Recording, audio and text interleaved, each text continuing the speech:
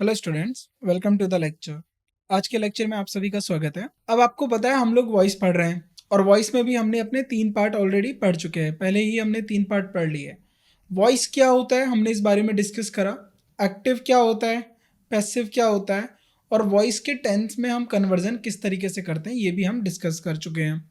अब आगे हमें क्या पढ़ना है? आगे हमें पढ़ना है कि अगर इंटेरोगेटिव स्ट्रक्चर हो हमारा, हमने थोड़ा सा इसके बारे में लास्ट पार्ट में डिस्कस करा था कि इंटेरोगेटिव स्ट्रक्चर हो तो किस तरीके से हम वॉइस का कन्वर्जन कर सकते हैं। तो उसका एक तरीका है कैसे। अगर हम इंटेरोगेशन में बात करते हैं, देखिए जब भी क्वेश्चन किया जाता है वो क्यों किया जाता है? क्योंकि आपको रिप्लाई में एक आंसर चाहिए। आंसर 2 टाइप के मिलेंगे आपको।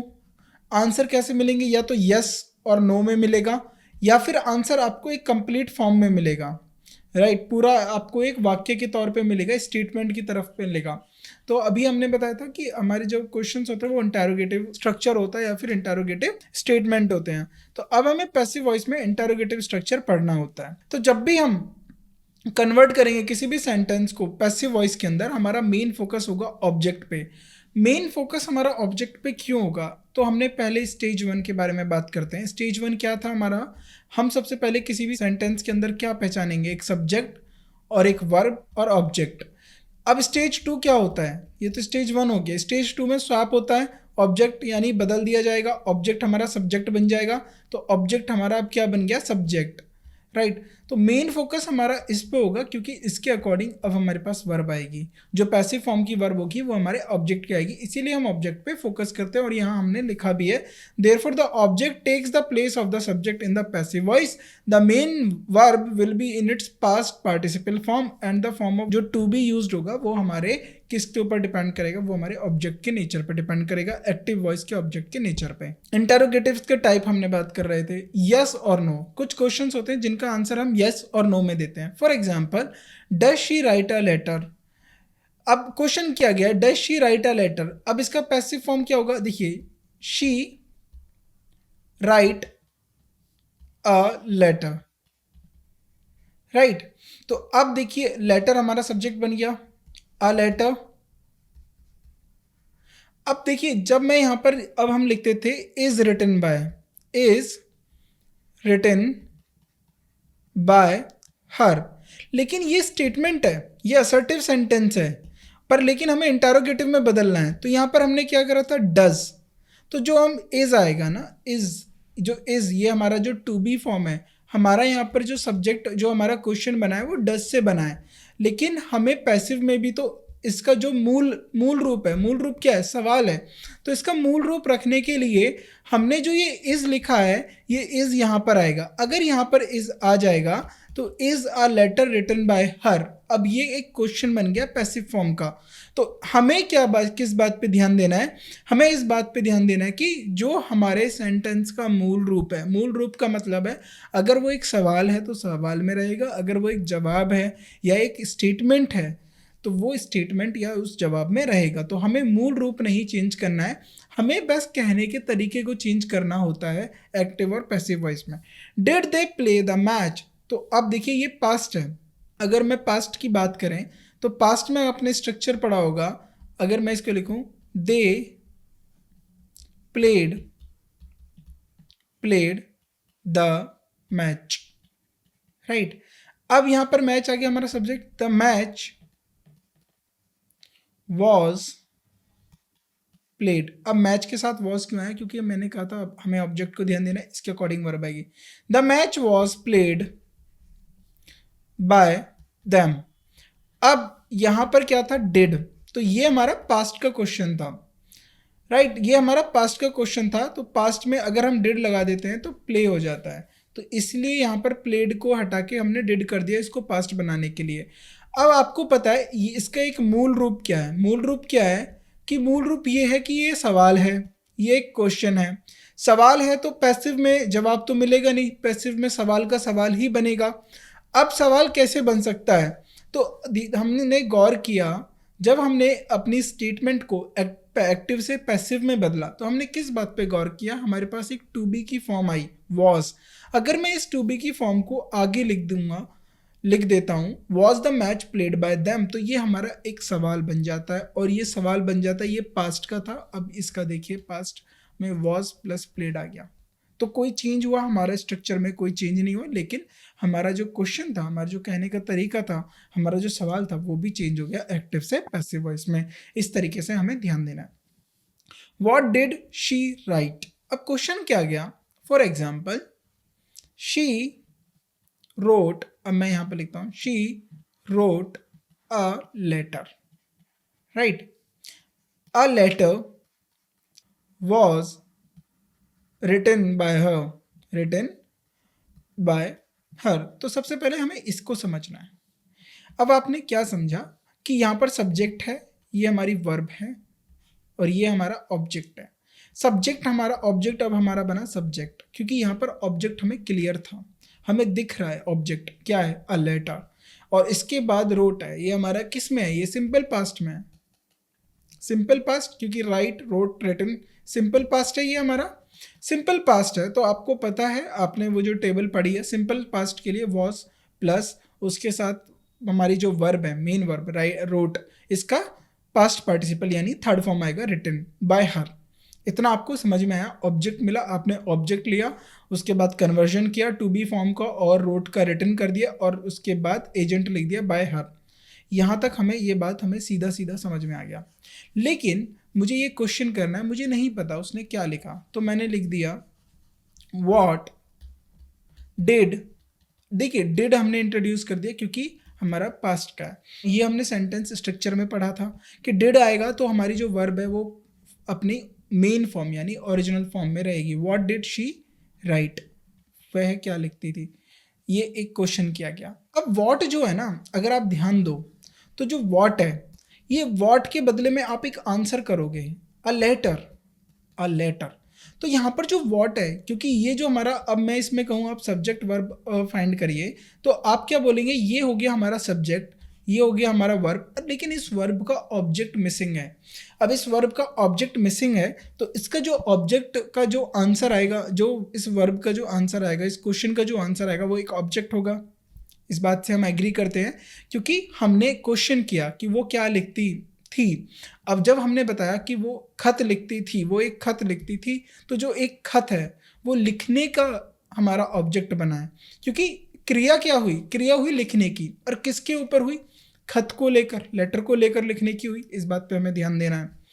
अब जो व्हाट है, अगर इस वर्ड को आप ध्यान से देखो, ये कहीं ना कहीं राइट के लिए ही आया है, क्योंकि राइट का मैंने आपको बताया था ऑब्जेक्ट किसका आंसर करता है, ऑब्जेक्ट व्हाट का जो आंसर होगा वो ऑब्जेक्ट होगा, और टू हुम या जो हुम का आंसर होगा, अगर मैं सिंपल लिखूं हुम, हुम का जो आंसर होगा वो भी ऑब्जेक्ट होगा। व्हाट और हु ये कौन करते हैं, ये हमारे, ये ऑब्जेक्ट करेंगे, ये हमारे सब्जेक्ट करेंगे। लेकिन यहाँ पर ऑलरेडी सब्जेक्ट है तो हमें सब्जेक्ट को ज़रूरत नहीं है, हमें सब्जेक्ट को पता करने की, हमें तो ऑब्जेक्ट चाहिए। तो हमने अब इस बात को देखा कि व्हाट हमारा क्या हुआ, आंसर आएगा, तो व्हाट के बदले पे जो आंसर आएगा वो हमने यहाँ पर क्वेश्चन रख दिया कि हमें नहीं पता है वो क्या लिखती थी, जो वो क्या है वो हमने क्या करा, सवाल करा। तो मैं यहाँ पर व्हाट को एज अ ऑब्जेक्ट मानूंगा, व्हाट वॉज रिटन, क्योंकि अगर मैंने यहाँ पर वॉट को ये माना तो फिर उसके अकॉर्डिंग मेरा आएगा वॉज रिटन। क्यों आएगा, क्योंकि ये सिंपल पास्ट है, रिटन बाय हर। यहाँ तक आपको समझ में आया ये एक्टिव और पैसिव में किस तरीके से हमने क्वेश्चंस को चेंज किया। अब हम आगे और बढ़ते हैं। अब यहाँ पर थिंग था, लेकिन यहाँ पर थिंग नहीं है, सेकेंड वाले एग्जाम्पल में यहाँ एक पर्सन की बात हो रही है। हु ब्रोक द वास, अगर मैं यहाँ पर लिखूँ राम ब्रोक द वास, वास मतलब होता है गमला, मतलब जैसे फ्लावर वास होता है, आप गुलदस्ता जो होता है जिसमें आप फूल रखते हो, इस तरीके से होता है। वो चीनी मिट्टी से बने होते हैं, कांच के बने होते हैं, तो इसलिए गिरने पे वो टूट जाते हैं। ये हमारा एक्टिव है, राम ब्रोक द वास। अब मैंने लिखा द वास, द वास, ये जो अब इसमें से ये हमारा सब्जेक्ट हुआ, ये हमारा वर्ब हुआ और ये हुआ ऑब्जेक्ट। तो स्टेज 2 आ गया स्वैप करने का। द वास, अब ब्रोक है, सिंपल पास्ट है, तो यह लिखेंगे वॉज ब्रोकन बाय, क्या होगा, ब्रोकन बाय राम। ठीक है, the was broken bye Ram. अब यही रुकते हैं और अब हम ये देखते हैं, हमें नहीं पता, अब हमें क्या चाहिए, सब्जेक्ट चाहिए। हमें ये तो पता है वॉज ब्रोक द वास, ब्रोक का जो ऑब्जेक्ट आया वो वास है। हमें ये तो पता है ब्रोक का जो ऑब्जेक्ट आया वो क्या है, वो वास है। यहाँ तक आपको भी बात समझ में आ रही है। ब्रोक का ऑब्जेक्ट क्या है, वो हमारा क्या है, वॉस है। तो अगर लेकिन मैं यहाँ पर क्वेश्चन करना चाहता हूँ, मूल रूप क्या है इसका, एक क्वेश्चन का ये सवाल कर रहा है आपसे, तो यहाँ पर हमें सब्जेक्ट चाहिए, क्योंकि यहाँ पर ऊपर वाले स्टेटमेंट में हु का जो आंसर होगा वो एक सब्जेक्ट होगा। अगर आपने बोला एक्टिव में सब्जेक्ट चाहिए तो पैसिव में क्या चाहिए होगा, ऑब्जेक्ट। क्या इस बात पे आप एग्री करते हैं, क्योंकि ये सब्जेक्ट पैसिव में ऑब्जेक्ट बनेगा। तो यहाँ पर हम होम तो नहीं करेंगे।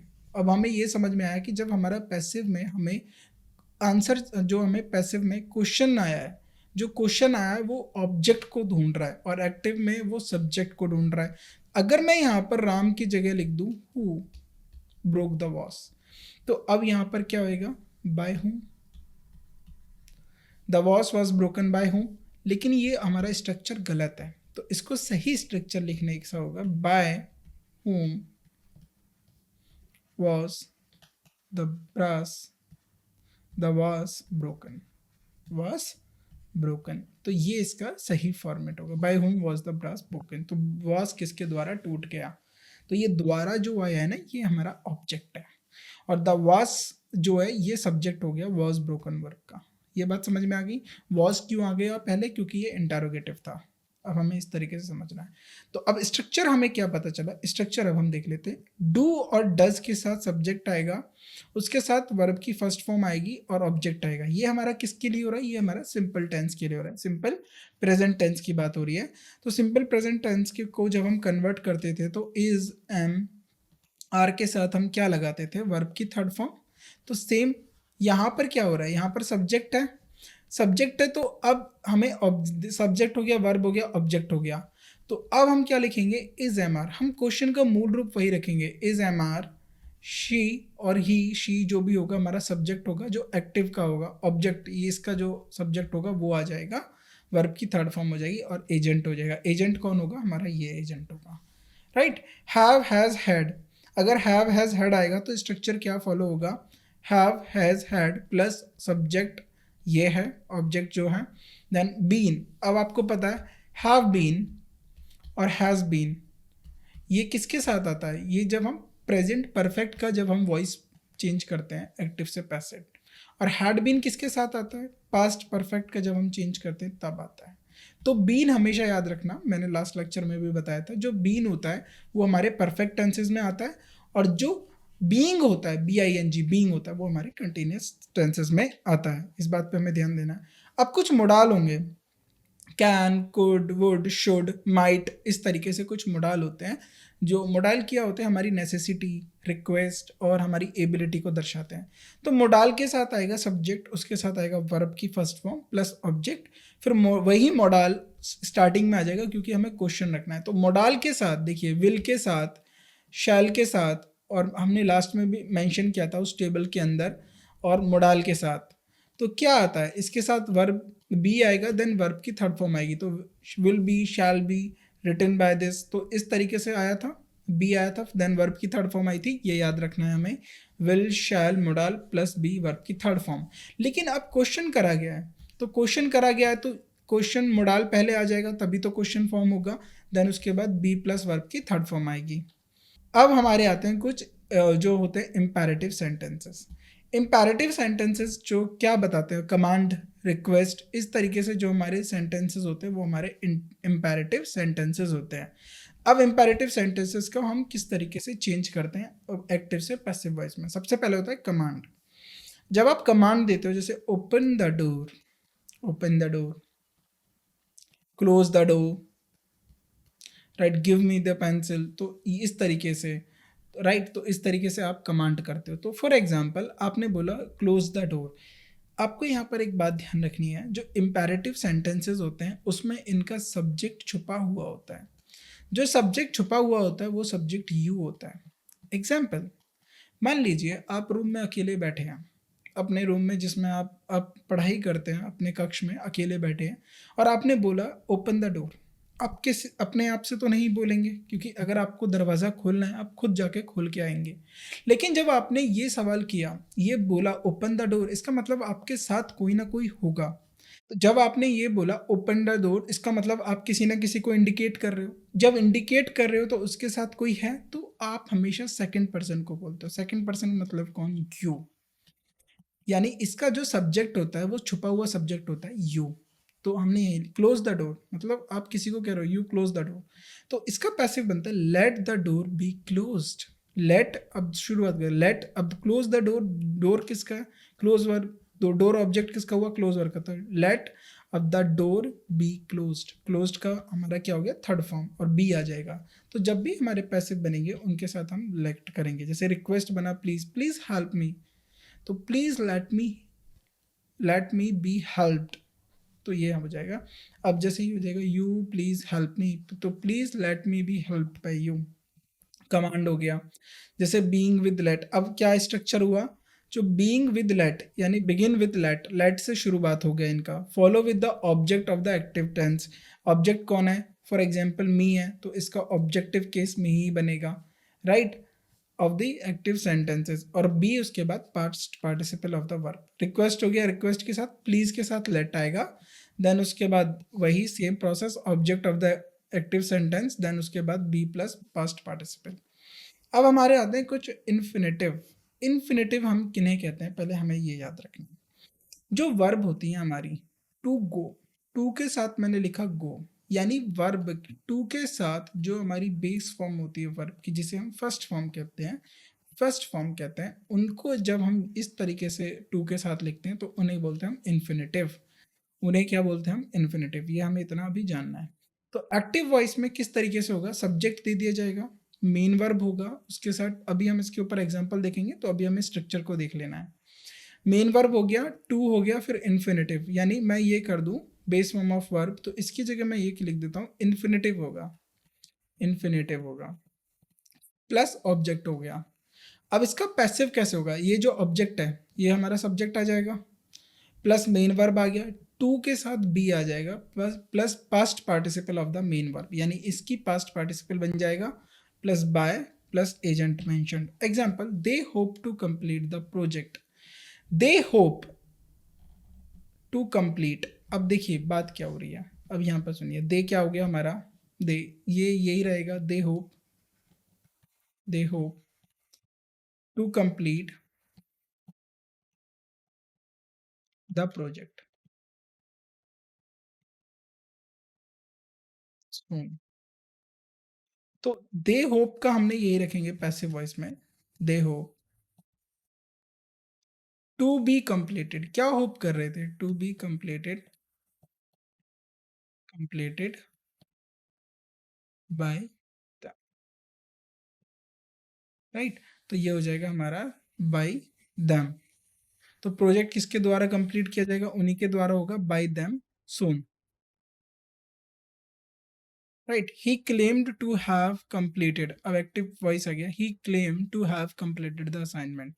ही claimed to have been completed by him, right, तो उसने कंप्लेन करा, तो ये हम रखेंगे। पैसिव और स्टेटिव वर्ब्स। अब स्टेटिव वर्ब्स क्या होती हैं? जो हमारे, उनको हम स्टैटिक वर्ब्स भी बोलते हैं। स्टेटिव वर्ब्स को हम क्या बोलते हैं? Static verbs. जो किसको मेंशन करती हैं? वो हमारी किसको मेंशन करती हैं? वो हमारी स्टेट या सिचुएशन को बताती है, ना कि एक्शन को। एक्शन के ऊपर तो हमने बात कर चुके हैं, लेकिन ये हमारे स्टेट को बताएंगे, स्टेट और सिचुएशन को बताएंगे। They usually relate to thoughts, ये थॉट्स को, इमोशंस को, रिलेशनशिप्स को, सेंस को, और स्टेट ऑफ बीइंग या फिर किसी मेजरमेंट को इंडिकेट करती हैं। लिंकिंग वर्ब जैसे होती हैं love, have, know, prefer, understand, belong and seem, ये जो हमारी कुछ वर्ब है ये हमारी इंडिकेट करती हैं। अब इनका स्ट्रक्चर क्या होता है? सब्जेक्ट आएगा, स्टेटिव वर्ब हो गया, और ऑब्जेक्ट हो गया या फिर ऑब्जेक्ट कॉम्प्लीमेंट हो गया। तो ऑब्जेक्ट कॉम्प्लीमेंट हो गया। अब इसका पैसिव फॉर्म क्या बनेगा? ऑब्जेक्ट कॉम्प्लीमेंट, या फिर ऑब्जेक्ट आ गया प्लस बी आ गया, वर्ब आ गई, और वर्ब के बाद जो हमारा पास्ट बी वर्ब का मतलब टू बी फॉर्म वाली बी वर्ब, प्लस उसके साथ जो हमारा पास्ट पार्टिसिपल है स्टेटिव वर्ब का, वो उसका पास्ट पार्टिसिपल आ जाएगा। देन उसके बाद वर्ब, स्टेटिव वर्ब का पास्ट पार्टिसिपल आ गया, then by plus subject agent. Example से समझते हैं। नो आ गया, नो किसके बारे में बताता है? अपनी जानकारी के स्टेट के बारे में। तो एवरीवन नोज द ट्रुथ, हर किसी को सच्चाई पता है। ये कोई एक्शन नहीं है, ये उसके थॉट को लेकर बता रहे हैं कि उसको उसके बारे में पता है। तो द ट्रुथ, अब हम बात करें, एवरीवन हो गया हमारा सब्जेक्ट, नोज हो गई हमारी वर्ब, और ट्रुथ क्या हो गया? ऑब्जेक्ट हो गया, राइट। तो अब क्या लिखेंगे? The truth. अब नोज क्या है? अब यहाँ पर एक और सिंपल समझा देते हैं। ये सिंपल है, सिंपल टेंस की बात हो रही है। और जो हमने इसमें बात करा था, जो बी वर्ब आएगा, बी वर्ब हमारी टेंस के अकॉर्डिंग आएगी, तो ये हमारी टेंस के अकॉर्डिंग आ गया। तो द ट्रुथ इज नोन क्यों आया है? क्योंकि ये हमारा सिंपल प्रेजेंट की बात हो रही है, तो ये इसके सिंपल प्रेजेंट की बात होगी। इज, अब नोज को हमने किस में कर दिया? इसका past participle known. Is known by everyone.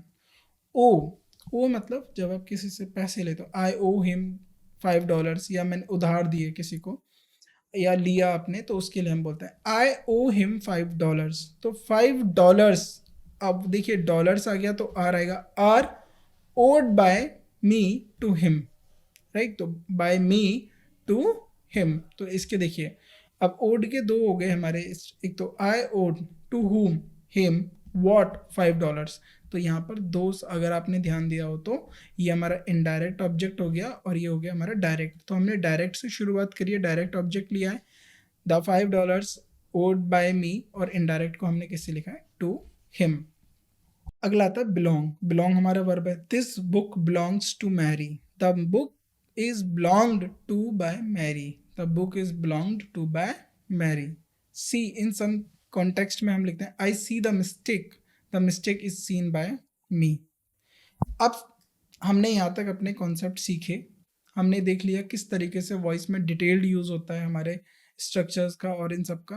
अब हमें क्या करना है? अब हमें प्रैक्टिस करनी है। अभी हम इसके ऊपर प्रैक्टिस करेंगे, जितने से ज़्यादा जितना प्रैक्टिस कर पाएंगे उतना ही अच्छा हम इसका आंसर दे पाएंगे और उतना ही अच्छा हम एग्जाम में परफॉर्म कर पाएंगे। जैसे मैंने क्वेश्चन यहाँ पर डिस्कस करें, कुछ ऐसे ही मिले जुले क्वेश्चंस आपको एग्जाम में भी देखने के लिए मिलेंगे। तो अब यहाँ पर हम बात करते हैं अपने क्वेश्चंस को लेके। तो सबसे पहला क्वेश्चन आ जाता है हमारा, Sumit would have been looked smart in traditional clothes. तो अब यहाँ पर मैंने हाईलाइट कर दिया है, क्योंकि हम वॉइस की बात कर रहे हैं, तो हम जो चेंज करेंगे वो वर्ब के अंदर चेंज करेंगे कि वर्ब के अकॉर्डिंग आएगा। अगर आप देखो हैव बीन लुक्ड, ये पैसिव है, पैसिव है। और हमसे पूछा गया है कि ये जो पैसिव टेंस है इसमें सही तरीका क्या होगा इसका करने का।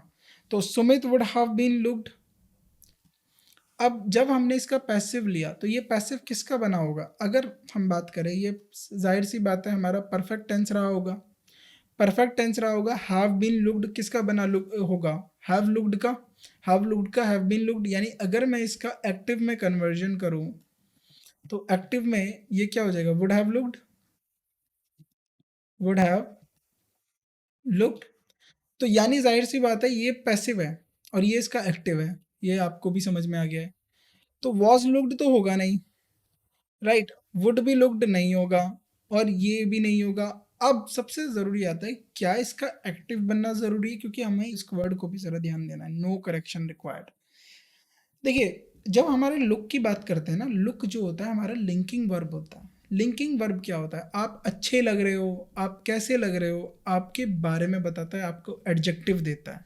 यानी ये सुमित जो है ना वो ट्रेडिशनल कपड़ों में अच्छा लगता है। तो जो इन ट्रेडिशनल क्लोथ्स, अगर मैं यहाँ पर आपको अच्छे से एक्सप्लेन कर दूँ तो यहाँ पर आप एक बात समझें, जो हमारे क्लोथ्स है ना, क्लोथ्स ये हमारा ऑब्जेक्ट है, पर ये ऑब्जेक्ट किसका है? ये ऑब्जेक्ट है हमारा इन प्रीपोजिशन का। तो यानी जाहिर सी बात है एक्टिव में ये जो ऑब्जेक्ट है ये हमारा किसी वर्ब का ऑब्जेक्ट नहीं बना है, क्योंकि जो लुक्ड है ना, लुक्ड, सुमित कैसा लग रहा है? वो स्मार्ट लगता है। तो सुमित के लुकिंग को बता रहा है ना, ये सुमित के लिंक कर रहा है, सुमित का, अब सुमित का कॉम्प्लीमेंट दे रहा है ये, क्योंकि सुमित स्मार्ट लगता है तो सुमित का कॉम्प्लीमेंट दे रहा है। तो कॉम्प्लीमेंट्स के वॉइस नहीं बदलेंगे, कॉम्प्लीमेंट जो होता है हमारा वो एक्टिव में ही रहेगा, इसमें कोई चेंज नहीं आएगा। तो रीज़न क्या है? लुक्ड हमारा क्या है? जो लुक है, लुक जो है हमारी लिंकिंग वर्ब है, लिंकिंग वर्ब है। जब लिंकिंग वर्ब है तो लिंकिंग वर्ब क्या कर रहा है? वो हमारे सब्जेक्ट को कॉम्प्लीमेंट देती है, यानी सब्जेक्ट का कॉम्प्लीमेंट है, सब्जेक्ट का कॉम्प्लीमेंट है। अब सब्जेक्ट का कॉम्प्लीमेंट कौन है? यहाँ पर एडजेक्टिव है। जब एडजेक्टिव है, अब सबसे पहली बात, अगर आपको ध्यान हो तो हमने पढ़ा था जो हमारे वर्ब्स के ऑब्जेक्ट होते हैं, जिन वर्ब के ऑब्जेक्ट होते हैं, मैं इसको मेंशन कर देता हूं, इसको आप ध्यान से लिख लेना। जिन वर्ब का ऑब्जेक्ट होता है वही वर्ब पैसिव में होंगी, यानी पैसिव में बनेंगी। जिन वर्ब का ऑब्जेक्ट होगा एक्टिव के अंदर, उनका पैसिव में कन्वर्जन होगा, स्टार मार्क कर लेना। यानी ट्रांजिटिव वर्ब का ही पैसिव फॉर्म बनेगा, इंट्रांजिटिव वर्ब्स का पैसिव फॉर्म नहीं बनता है। तो लुक क्या है हमारी इंट्रांजिटिव वर्ब, तो इसका पैसिव फॉर्म नहीं चेंज होगा। तो यानी ये जो हमारा सबसे पहली बात, अब हम इस स्टेटमेंट को काटेंगे। यस, यहाँ पर करेक्शन की रिक्वायर्ड है, क्योंकि इसका हमारा क्या होगा, इसका चेंज नहीं होगा एक्टिव से पैसिव में। तो वुड हैव बीन लुक्ड, ये हमारा पैसिव है, ये गलत हो जाएगा। अब इसका हमें एक्टिव लिखना है। तो अगर आपको ध्यान हो, हैव बीन लुक्ड ये हमारा पास्ट प्रेजेंट परफेक्ट होता है, तो हैव लुक्ड यानी हैव लुक्ड, इसका सही फॉर्म क्या होगा, हैव लुक्ड। तो वुड है तो इसका वुड हैव, राइट, तो would have looked, D option हमारा करेक्ट होगा। अब अगला आ जाता है, they felt humiliated because they realise that they had cheated. They felt humiliated, humiliated का मतलब होता है, जैसे मान लीजिए आप जो अंदर से शर्मसार महसूस करे, उसे लगे कि उसकी कोई इज्जत नहीं है, या उसको कोई मतलब नहीं, उसको वहाँ पर कोई अच्छे से उसको रिकॉग्नाइज कर रहा है या बात कर रहा है, या किसी ढंग से किसी तरीके से उसके साथ कर रहा है। तो इस तरीके के जो होता है, तो वो अब ये ह्यूमिलेटेड का मतलब होता है वो उसको ह्यूमिलेटेड ऐसा क्यों लग रहा है, तो दे फेल्ट ह्यूमिलेटेड। यहाँ तक ये हमारा खत्म हो गया स्ट्रक्चर, वो ह्यूमिलेटेड फील कर रहे हैं। और ये दे जो हमारा फेल्ट आया, ये हमारा लिंकिंग वर्ब है, और लिंकिंग वर्ब है तो ये इसके बारे में बता रहा है, ये देखिए स्टेट के बारे में बता रहा है कि उनको ह्यूमिलेशन फील हो रहा है। यहाँ से शुरू होता है, because they realise that they had cheated. अब सर बात सुनो आप, चीट पे आते हैं हम, चीट वर्ड पे। अगर जो चीट होता है, चीट कौन करता है, चीट कोई ना कोई और तो धोखा दे रहा होगा ना, धोखा, दे हैड चीटेड। अब चीटेड तो किसी के द्वारा किए जाओगे, है ना, क्योंकि उनको ह्यूमिलेशन फील हो रहा है, क्योंकि उन्हें इस बात का रियलाइज हुआ था कि उनको धोखा दिया गया है। जब धोखा दिया गया है तो धोखा किसी ने तो दिया होगा, राइट। तो धोखा किसी न किसी ने दिया होगा, लेकिन यहाँ पर हमें ऑब्जेक्ट में मेंशन नहीं है किसने धोखा दिया है। तो अब इसमें इसका जो एक्टिव फॉर्म है, ये एक्टिव फॉर्म की जगह इसका हमें पैसिव फॉर्म बनाना है। क्या बनाना है पैसिव फॉर्म। अच्छा, पैसिव फॉर्म क्यों बनाना है, because they had been cheated by someone, किसी के द्वारा तो चीट किए गए होंगे। तो ये जो चीट किया गया है, इन्हें किसी के तो द्वारा चीट किया गया होगा। तो सबसे पहली बात, अब हम सपोज हम ऑप्शंस काटते हैं, अभी इतनी हमें पता है कि हमें अभी इस बारे में कुछ नहीं पता, चीट क्या होगा, चीट का ऑब्जेक्ट होगा नहीं होगा, अभी हम इतना रोकते हैं। यानी इस पे अभी हमें डाउट है, करेक्शन होगा नहीं होगा, एक एज अ हम स्टूडेंट की तरह एग्जाम में बैठे, अब हम समझ रहे हैं। हैड बीन चीटिंग, अगर इनका इन सब सपोज अगर इसका हमें पैसिव बनाना हो तो हैड बीन चीटिंग तो नहीं होगा, क्योंकि ये पास्ट परफेक्ट की बात हो रही है, पास्ट परफेक्ट की बात हो रही है। हैड चीटेड, देखिए हैड के साथ वर्ब की थर्ड फॉर्म लगी है, तो पास्ट परफेक्ट में क्या था, had been cheated, had been cheated. तो हैव भी नहीं होगा, वर्ब भी नहीं होगा, और हैड बीन चीटिंग नहीं आता है। जब भी पैसिव में बनाएंगे तो वर्ब की थर्ड फॉर्म आएगी, ये होगा। तो अब बचे कौन, ये दो ऑप्शन बचे, बी और ई। अब हमें अब गौर करना है। अब हम इस बात पे आते हैं कि मान लीजिए आपके साथ ऐसी कंडीशन हुई, you felt cheated because you realise that you had cheated. अब चीटेड कैसे चीटेड, मतलब किसी के द्वारा ही तो चीट किए गए होंगे, अपने किसी आपके फ्रेंड ने आपको चीट कर दिया हो, तो you had been cheated passive बनाना है हमें, क्योंकि ये किसी के द्वारा किया गया है। जो चीट है ना, चीट आपके साथ हुआ है, पर चीट आपने खुद को नहीं किया है, आपके किसी और ने किया है। यानी इसका जो हमें किसके द्वारा हुआ है, जब हम द्वारा करके बात करेंगे हम बताएंगे। देखिए पुलिस, अब एक एग्जांपल करते हैं, चोरों को अरेस्ट कर लिया गया, अब आपके दिमाग में आएगा चोरों को कौन अरेस्ट कर सकता है? पुलिस। वो खुद तो अरेस्ट हुए नहीं होंगे, उनको किया गया होगा ना, धोखा खुद तो नहीं दिया होगा, उनको दिया गया होगा। तो जब इस तरीके की वर्ब होती हैं कि किसी के द्वारा किया जाता है कोई काम, वो पैसिव फॉर्म में लिखा जाता है। हमेशा याद रखना वो किस फॉर्म में लिखा जाएगा? पैसिव फॉर्म में। तो यहाँ एक्टिव नहीं आएगा, यहाँ पैसिव आएगा। तो दे हैड बीन चीटेड, सही आंसर क्या होगा? दे हैड बीन चीटेड, क्योंकि धोखा देना होता है, चीट का मतलब धोखा देना होता है, और धोखा देने के लिए ऑब्जेक्ट नहीं है, तो इसीलिए पैसिव फॉर्म में लिखा जाएगा, क्योंकि ये किसी के द्वारा इन्हें धोखा दिया गया। तो आज की क्लास को हम यहीं समाप्त करते हैं। आगे हम आगे के क्वेश्चंस के साथ हम डिस्कस करेंगे। आप इन कॉन्सेप्ट्स को दोबारा रिवाइज करिए, क्योंकि अब ऐसे ही बहुत अच्छे क्वेश्चंस हम आगे डिस्कस करने वाले हैं।